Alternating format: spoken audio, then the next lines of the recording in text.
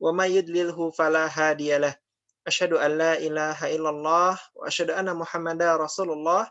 Ya ayuhan nasu taqu rabbakumul ladzi khalaqakum min nafsin wahidatin wa khalaqa minha zawjaha wa batha minhuma rijalan katsiran wa nisaa'a wattaqullaha alladzi tasaaluna bihi wal arham innallaha kana 'alaikum raqiba. Insyaallah pada pertemuan kali ini kita akan membahas materi 3. Materi 3 ini judulnya adalah sejarah agama di Mekah dan nasab Rasulullah Shallallahu Alaihi Wasallam. Tapi sebelum kita masuk materi yang pertama, saya ingin agak membalik materinya. Dibalik gimana maksudnya? Dibalik yang pertama kita belajar nasabnya dulu ya, supaya nanti teman-teman nggak bingung saat saya ngomong Fulan bin Fulan, teman-teman harus memahaminya. Saya ingin setidaknya kita paham nasab Rasulullah sampai ke Quraisy. Mungkin kalau sampai ke mana namanya? Sampai ke Adnan ini agak berat, tapi setidaknya hafal sampai ke Quraisy. Panjang memang, tapi ya harus diketahui, namanya juga kita belajar ya insya Allah. Baik, yang pertama teman-teman mohon ingat nama Quraisy itu aslinya Fihr. Quraisy, ingat dulu Quraisy, kemudian ingat Ghalib bin Quraisy. Siapa? Ghalib bin Quraisy. Yang pertama siapa tadi? Quraisy ya. Quraisy. Kemudian siapa? Ghalib bin Quraisy. Kemudian siapa berikutnya? Lu'ai. Lu'ai ya. Diingat teman-teman. Lu'ai bin Ghalib bin Quraisy. Siapa berikutnya? Ka'ab bin Lu'ai bin Ghalib bin Quraisy. Kemudian siapa berikutnya? Murrah ya. Murrah bin Ka'ab bin Lu'ai bin Ghalib bin Quraisy. Coba sampai sini dulu. Murrah bin Ka'ab bin Lu'ai bin Ghalib bin Quraisy. Kemudian siapa berikutnya? Ada Kilab. Kita masukkan lagi. Kilab bin Kilab bin Murrah bin Ka'ab bin Lu'ai bin Ghalib bin Quraisy. Siapa lagi? Qusay. Kita masuk. Qusay bin Kilab bin Murrah bin Ka'ab bin Lu'ai bin Ghalib bin Quraisy bin Fihr. Kemudian siapa berikutnya? Abdul Manaf. Nanti insya Allah kita pelajari ya sejarah Rasulullah mulai dari Hashim bin Abdul Manaf. Abdul Manaf dulu. Abdul Manaf bin Qusay bin Kilab bin Murrah bin Ka'ab bin Lu'ai bin Ghalib bin Quraisy. Kemudian siapa berikutnya? Ada Hashim ya, ingat Hashim. Dalam nanti belajar sejarah sirah nabawiyah, kita mulai dari Hashim. Karena nanti ada asal usulnya.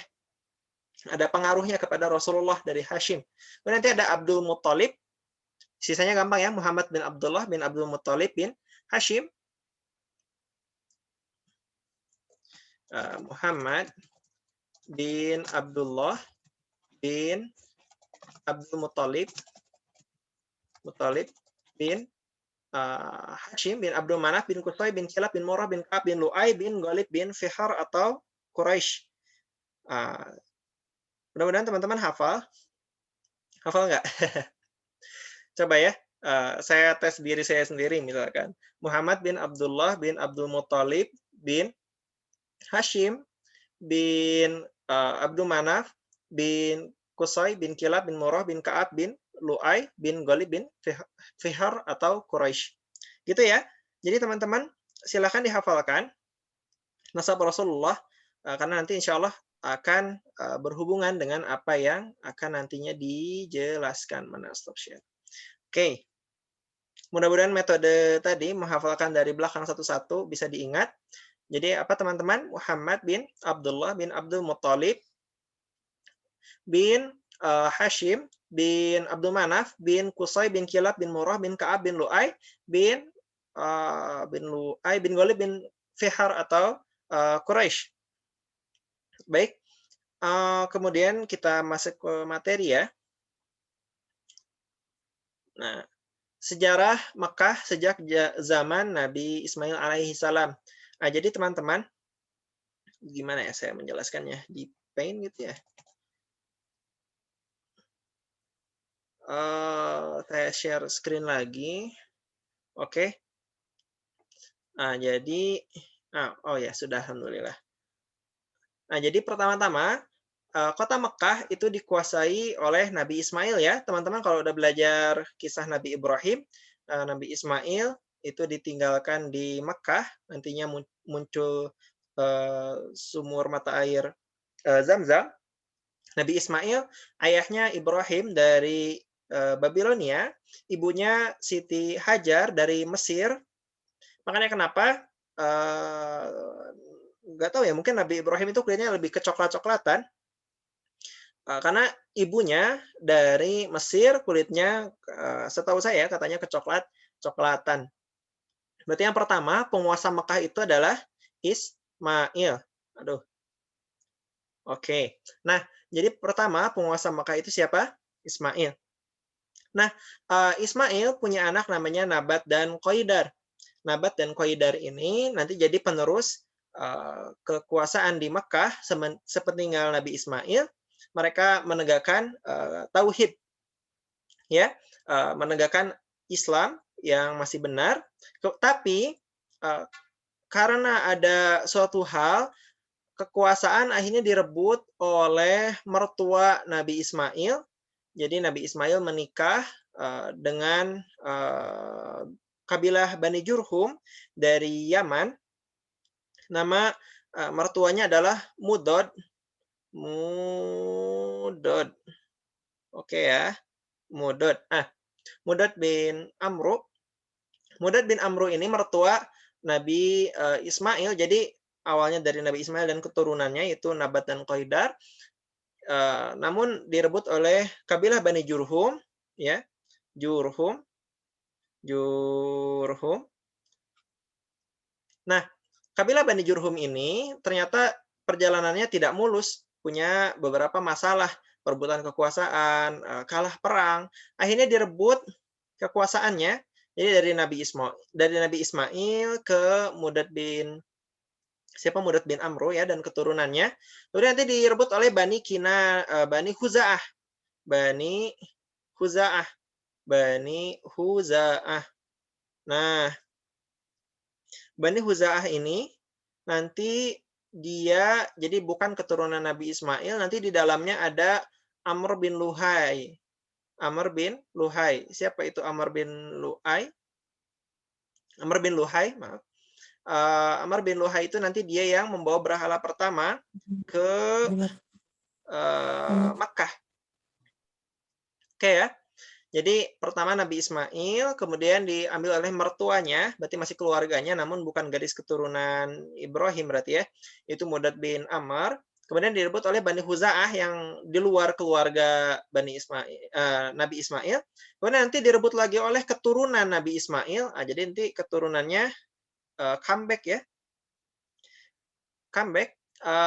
Oleh Bani Kinanah. Benar ya, Huzaah, Kinanah. Yes, Bani Kinanah. Ya benar, Bani Kinanah direbut. Bani Kinanah ya direbut oleh Qusay bin Kilab. Nah, jadi sempat ada perebutan kekuasaan. Nanti di sini muncul sumber kesyirikan, penyembahan berhala. Nah, jadi saat Bani Kinanah merebut, penyembahan berhalanya masih ada. Oke. Nah, Qusay bin Kilab dia punya anak. Oke, kita kayaknya new aja.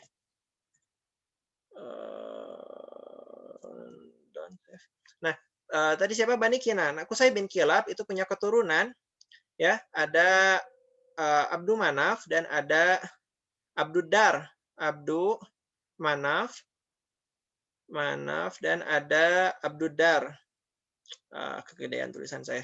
Di sini mungkin Abdul Manaf ya, AM saja. AM, Abdul Manaf, dan ada Abdul Dar. Abdul Manaf nanti ini di bawahnya ada Rasulullah, Abdul Dar. Nah, nanti ada orang-orang penting di sini. Abdul Dar, yang pertama dulu Abdul Dar, itu mereka menguasai warisan dari Qusay bin Kilab, yaitu ada Darun Nadwah. Darun Nadwah. Apa itu Darun Nadwah? Darun Nadwah adalah balai untuk bermusyawarahnya orang-orang Quraisy, balai balai musyawarah ya. Jadi mungkin kalau kita mungkin bahasanya kantor pemerintahan. Kemudian Abdul Dar juga, jadi gimana gambarnya? Mungkin gini lah ya. Kemudian Abdul Dar juga mewarisi hijabah. Apa itu hijabah? Hijabah itu adalah kunci Ka'bah. Kunci Ka'bah. Jadi siapa yang memegang kunci Ka'bah? Itu dari Bani Abdul Dar, namanya hijabah.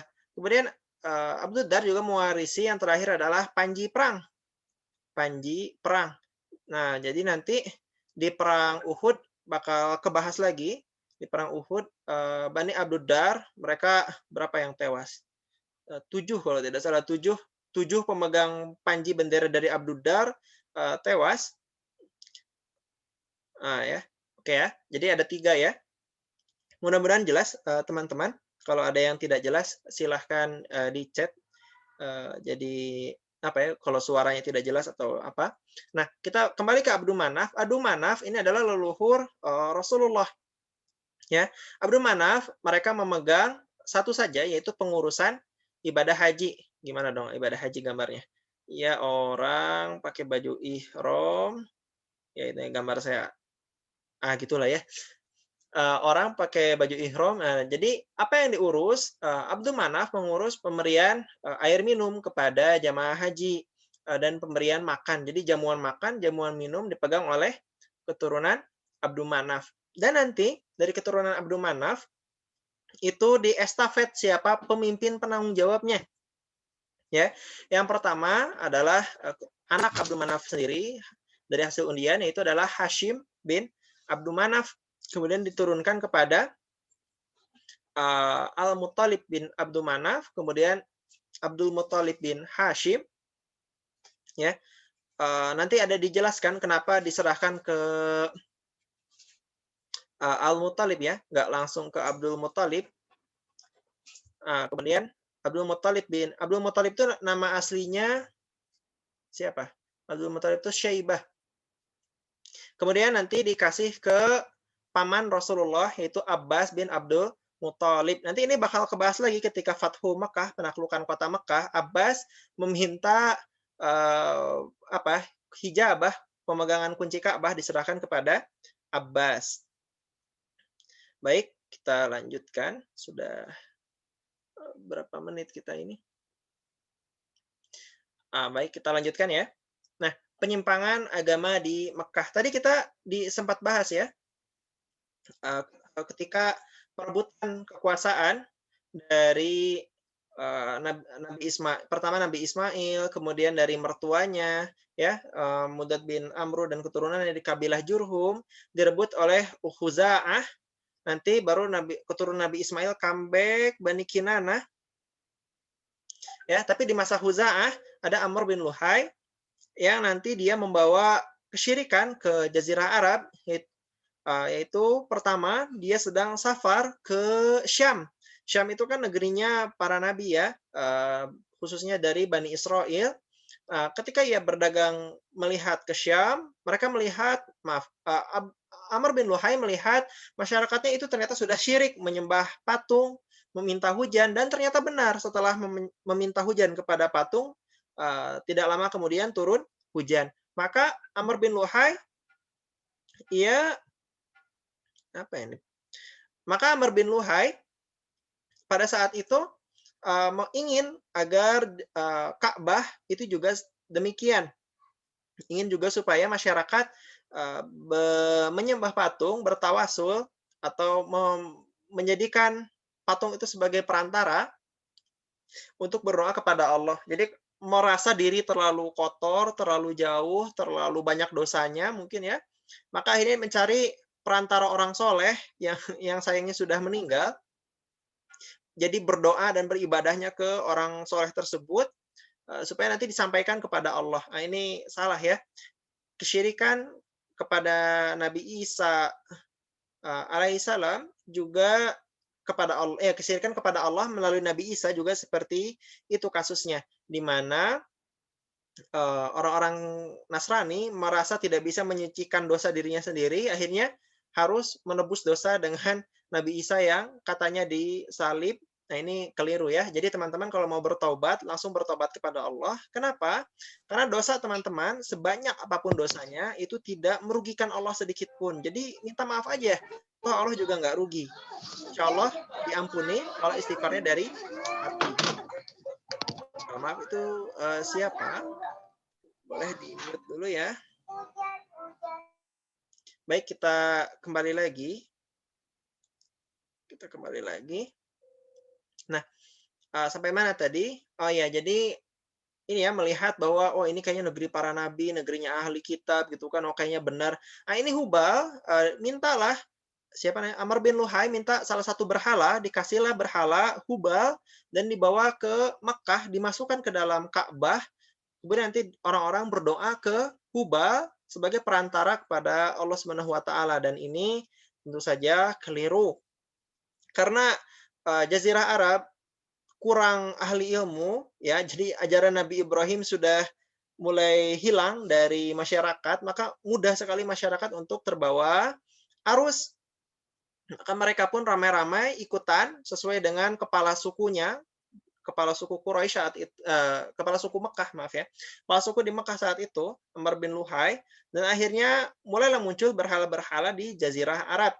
Manat di Musallal, ada Lata di Taif, ada Uzza di Wadi Nakhlah, ya. Dan ditambah lagi setan membisiki mereka untuk mengeluarkan berhala-berhala yang terpendam dari zaman ini ya, kaum Nabi Nuh, yaitu Bud, Suwa, Yagut, Ya'uq, wa Nasra. Ada di Quran surat Nuh ya. Nah, berhalanya terpendam di Jeddah. Jadi kalau teman-teman yang pernah ibadah haji, kemungkinan bakal ke Jeddah dulu, atau mungkin tidak juga, tapi sebagian mungkin ke Jeddah dulu ya, kemudian nanti pergi ke Mekah. Jadi memang dekat dengan Mekah. Kemudian nanti berhala itu digali setelah terpendam untuk nantinya dibagikan kepada jamaah haji, dan tersebarlah akhirnya kesyirikan di Jazirah Arab.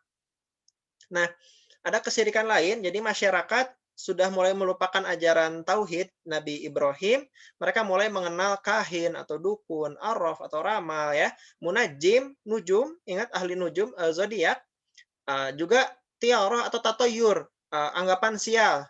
Kalau misalkan burung dikejar ternyata terbangnya ke kanan seolah baik, terbang ke kiri maka buruk. Kalau burungnya lurus mungkin coba lagi gitu kan, cari burung yang lain. Atau mereka juga menggunakan azlam. Azlam itu undian ya, dengan anak panah, tok tok tok tok dikeluarin.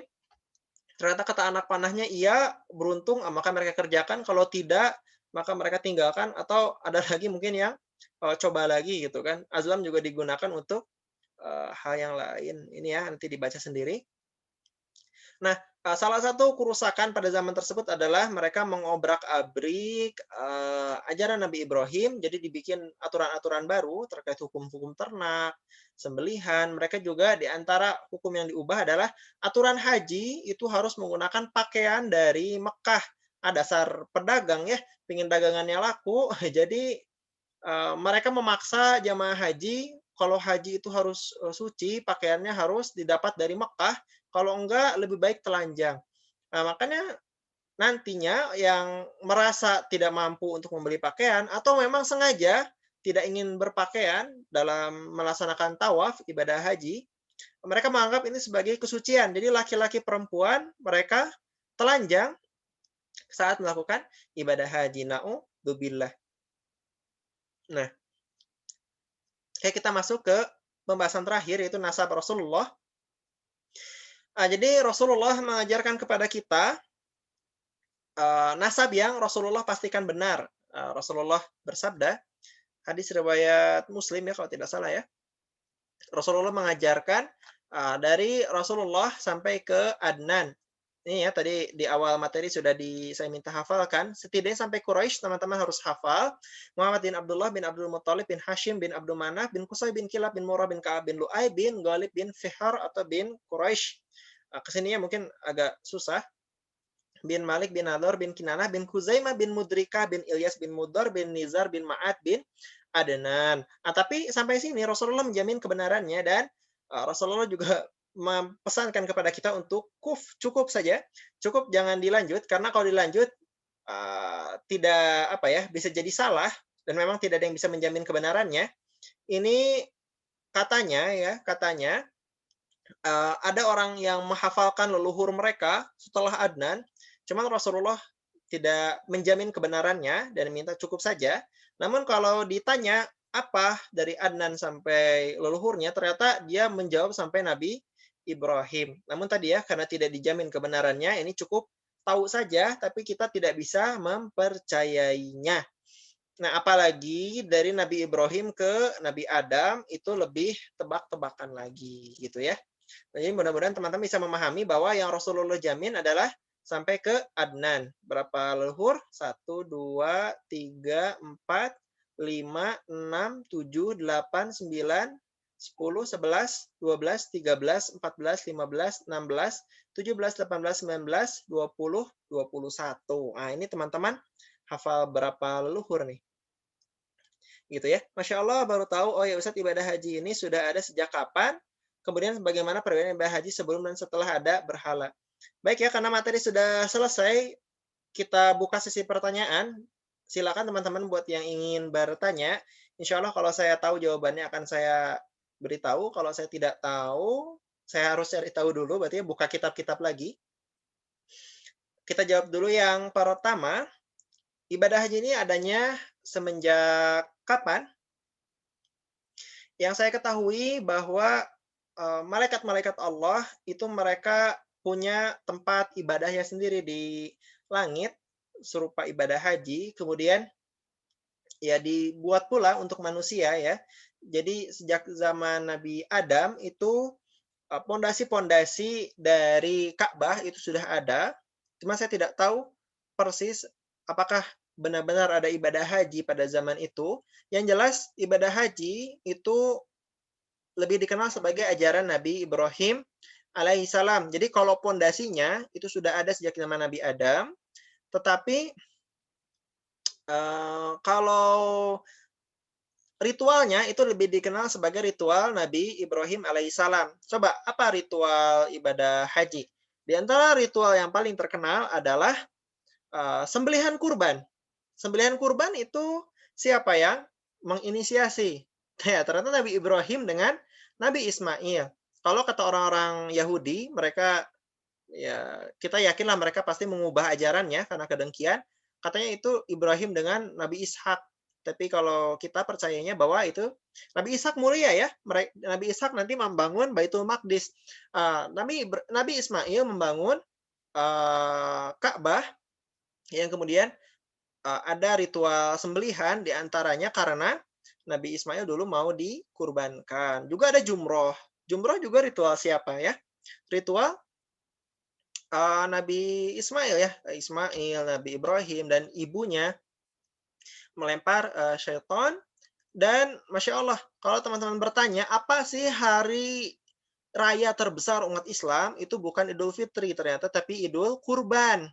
Nah, jadi seluruh kaum muslimin bersatu bukan seluruh ya, sebagian kaum muslimin bersatu dalam ibadah haji dan sebagian yang lainnya sisanya masing-masing di negerinya masing-masing merayakan sembelihan kurban kepada Allah mengingat Nabi Ibrahim. Dan itu juga alasan kenapa kita bersolawat dalam sholat kita. Berapa kali kita sholat sehari?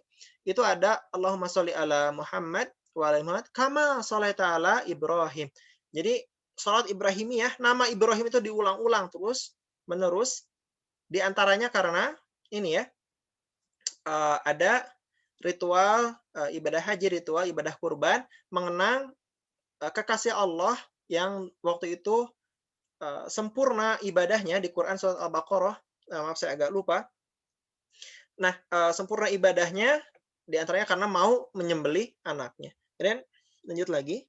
Jadi ibadah haji mudah-mudahan terjawab ya, ibadah haji itu mengenang kesolehan Nabi Ibrahim alaihissalam. Apa keistimewaan vihar dibandingkan dengan yang lainnya? Sederhananya, karena vihar itu keturunannya menguasai Mekah, makanya kenapa disebut kabilah Quraisy, Bani Quraisy, karena ya memang keturunan Fihr lah yang ada di Mekah gitu ya. Kalau tidak salah ada di hadis ya, Wastofa Quraisy. Ya, jadi salah satunya juga memang disebut-sebut oleh Allah Subhanahu wa taala dalam Quran li ilafi Quraisy, dan juga disebut dalam hadis Wastofa, Allah itu memilih, Allah wastofa Quraisy min Bani Ismail gitu ya kalau nggak salah. Maaf saya agak lupa redaksi tepat hadisnya. Tapi kurang lebih karena Quraisy itu tadi ya menjadi masyarakat di kota Mekah dan juga disebut dalam Quran dan hadis. Oke, kita lanjut. Afwan Ustadz, emang belum maksud yang Ismail sampai ke Bani Kinanah? Oh iya. Jadi memang belum tersebut ya Bani Kinanah dari Rasulullah ke Adnan. Tapi Bani Kinanah itu keturunan Nabi Ismail. Kita lanjut lagi. Assalamualaikum Ustadz. Waalaikumsalam warahmatullahi wabarakatuh. Jazakallahu khairan wa iyyakum. Izin bertanya, mengapa bertelanjang badan dianggap suci bagi masyarakat saat itu? Ya bagi mereka kan mereka ini ya tidak membawa pakaian-pakaian keduniaan. Jadi tidak bawa jabatan, pakaian kebesaran, tidak bawa ya kan kalau kita berpakaian untuk dihormati ya, diantaranya untuk menjaga aurat dan juga untuk diantaranya dihormati orang lain. Kadang kan ada yang pakai pakaian mewah ya, pakaian kebesaran, pakaian seragam, pakaian dinas segala macam. Ya kalau orang Islam kan berpakaian supaya ini ya, seharusnya supaya ya menutup aurat yang satu, dan kedua ya supaya pantas, supaya indah, perintah Rasulullah juga. Tetapi dia orang yang kotor hatinya berpakaian itu untuk bermegah-megahan, bersombong ria, menunjukkan jabatan ya. Jangan kira pakaian sekarang doang yang bisa nunjukin jabatan. Pakaian dulu juga ya, pakaian kemewahan, pakaian kebesaran. Nah, makanya kenapa mereka menganggap supaya ibadah haji itu paling afdol, merendahkan diri di hadapan Allah, ya mereka bertelanjang pakaian. Dan itu disalahkan ya di Quran surat apa itu, surat Al-Jumu'ah gitu ya. Maaf saya agak lupa. Itu Allah perintahkan untuk memakai pakaian yang baik untuk dalam masuk masjid. Oke, ini apa? Afwan mau tanya Ustadz, agamanya keturunan nasab Rasulullah berarti mengikuti ajaran Nabi Ibrahim? Iya, sampai jauh ya, dalam keturunan yang jauh, keturunan Nabi Ismail masih mengikuti ajaran Nabi Ibrahim ketauhidan.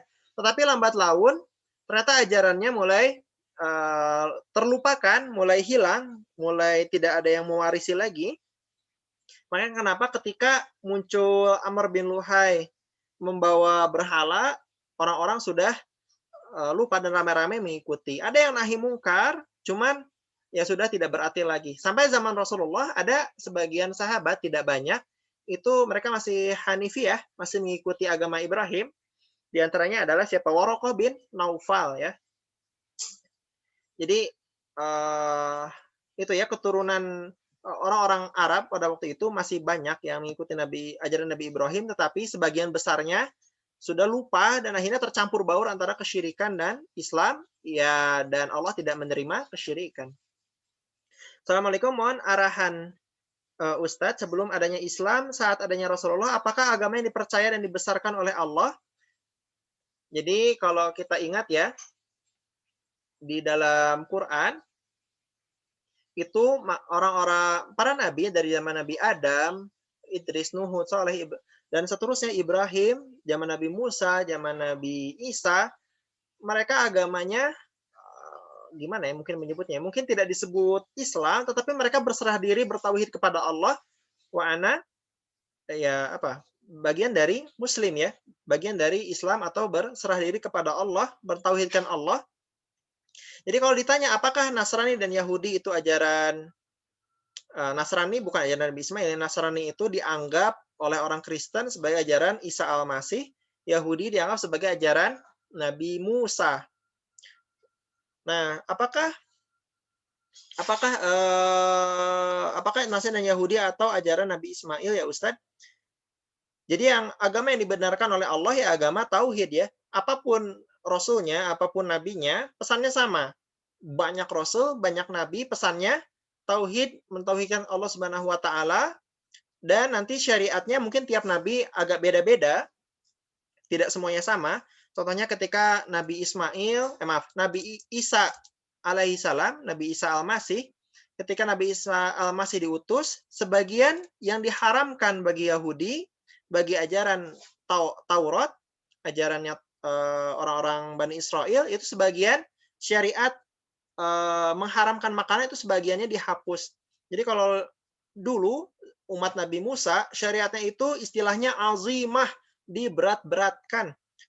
Memang Allah menghendaki demikian, syariatnya dibikin ketat, karena memang sesuai pada zamannya, dan Bani Israel memang harus diketatkan secara aturannya.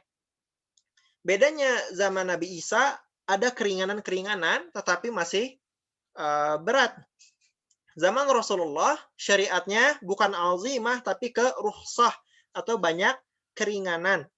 Ibaratnya kita melakukan sholat kita banyak keringanan ya, kalau safar, kalau ya ada jama, ada qasar, jama takdim, jama takhir ya. Jadi banyak keringanan. Wudu juga kita banyak keringanan, kalau sakit tayamum ya. Sholat kalau tidak bisa berdiri, bisa duduk, bisa berbaring. Sholat perjalanan itu seperti apa? Begitu. Gitu ya. Jadi agama yang Allah besarkan dari dulu itu sama, yaitu ketauhidan kepada Allah Subhanahu wa taala. Mungkin bukan dengan bahasa Arab ya. Jadi mungkin bahasa lain apa, tetapi inti ajarannya itu sama, ketauhidan kepada Allah. Ustaz, terkait undian apakah termasuk keliru ketika kita memilih ketua kelas, kelompok, atau suatu keputusan lainnya melalui undian? Begini ya, teman-teman ya, bahwa undian itu tidak boleh ketika kita menganggap hasilnya itu afdol, hasilnya itu lebih baik gitu ya. Nggak boleh. Tapi kalau misalkan ngundi sekedar supaya dapatnya acak, itu boleh ya. Jadi undian itu jangan dipercayai memiliki khasiat tertentu. Itu yang salah. Undian ya undian aja, acak berarti hasilnya gitu ya. Yang salah itu adalah keyakinan menganggap undian itu memiliki sesuatu. Ustadz, ibadah haji berarti umat siapa ya? Apakah seluruh umat manusia dengan berbagai kepercayaan? Ibadah haji ya berarti umatnya Nabi Ibrahim, umat Islam. Semua umat manusia diperintahkan untuk masuk Islam, dan Islam memerintahkan untuk haji. Gitu ya. Jadi kalau kepercayaan lain tidak ada hajinya, tidak ada perintah hajinya. Gitu ya. Syukron, jazakallahu khairan atas jawabannya, wa iyyakum. Mudah-mudahan teman-teman bisa memahami ya materi yang disampaikan. Saya harap tadi bisa paham, saya singkat ya. Jadi Nabi Ismail dan keturunannya awalnya memimpin Nabat dan Qaidar, kemudian beralih ke keluarga mertuanya, kabilah Bani Jurhum. Kemudian karena kalah perang, direbut oleh Bani Huza'ah. Bani Jurhum nanti marah, mengubur Zamzam, mengubur harta benda, nanti dibuka oleh kakeknya. Insya Allah kita bahas kemudian. Jadi Nabi Ismail, Bani Jurhum, kalah perang, direbut oleh Bani Huza'ah. Bani Huza'ah nanti ini ya, di dalamnya bikin kesyirikan. Nanti direbut lagi oleh Qusay bin Kilab dari Bani Kinanah, keturunan Nabi Ismail lagi gitu. Untuk nasab tadi mudah-mudahan sudah dihafal ya. Muhammad bin Abdullah bin Abdul Muttalib bin Hashim bin Abdul Manab bin Qusay bin Kilab bin Murrah bin Ka'ab bin Lu'ay bin Ghalib bin Fihr. Mohon dihafal ya. Oke, baik, kita tutup dengan kita bersolawat kepada Nabi kita dengan solawat Ibrahimiyah. Mohon khusyuk teman-teman ya, kita bahas sirah nabawiyah. Pasti pingin dong nanti surganya bareng Rasulullah. Gimana pingin surga bareng Rasulullah? Ya kita harus mencintai Rasulullah ya.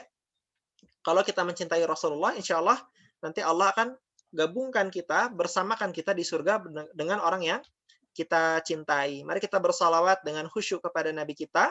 Allahumma sholli ala Muhammad wa ala ali Muhammad kama shallaita ala Ibrahim wa ala ali Ibrahim wa barik ala Muhammad wa ala ali Muhammad kama barakta ala Ibrahim wa ala ali Ibrahim fil alamin innaka Hamidum Majid. Ya Allah, semoga tersalawat tercurahkan kepada Rasulullah sebagaimana salawat tercurahkan kepada Ibrahim dan keluarganya, dan semoga keberkahan tercurah kepada Rasulullah dan keluarganya sebagaimana keberkahan juga tercurah kepada Ibrahim dan keluarganya di fil alamina, di seluruh alam. Innaka Hamidum Majid, Engkaulah yang maha terpuji dan maha perkasa. Insyaallah ya, kita rutinkan salat kepada Rasul. Kita tutup dengan doa kepada Allah Subhanahu wa taala khususnya untuk orang tua kita. Allahumma gfirli, ya Allah ampunilah aku, wali walidayya, dan kedua orang tuaku, kama rabbayani shaghira, sebagaimana mereka mendidik kami di waktu kecil. Baik, yang benar dari Allah, yang saya sendiri, mudah-mudahan kita semua nanti reuni ini di surga nih, di surga Firdaus, surga yang paling tinggi, surga paling tengah, di bawah arsy Allah, bersama para nabi, para rasul, as-siddiqin, asyuhada, as-sabirin. Di sini mati lampu. Baik, terima kasih. Assalamualaikum warahmatullahi wabarakatuh. Waalaikumsalam warahmatullahi wabarakatuh. Di sini mati lampu, teman-teman. Jadi gelap. Ya. Kasih Ustaz. Wa iyyakum.